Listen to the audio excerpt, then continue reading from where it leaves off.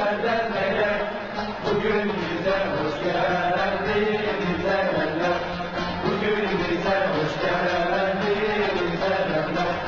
Muhabbet bağından hey dost günlerden neler, bugün bize hoş geldin sevenler, bugün bize hoş geldin sevenler.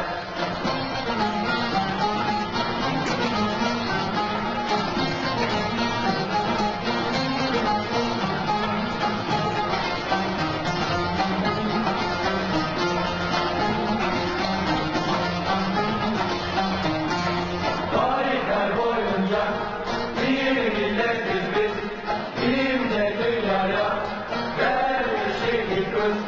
Büyük bir babanın hey dost torunlarıyız.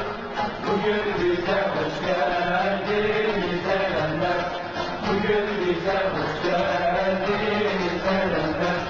Büyük bir babanın hey dost torunlarıyız. Bugün bize hoş geldin sevenler, bugün bize hoş geldin sevenler.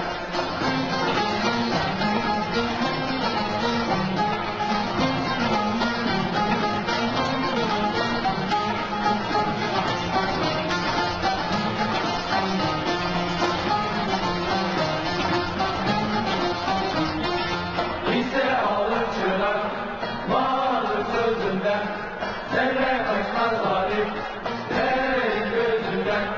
Kemal Atatürk'ün hey dost aydın izinden, bugün bize hoş geldin sevenler, bugün bize hoş geldin sevenler. Kemal Atatürk'ün hey dost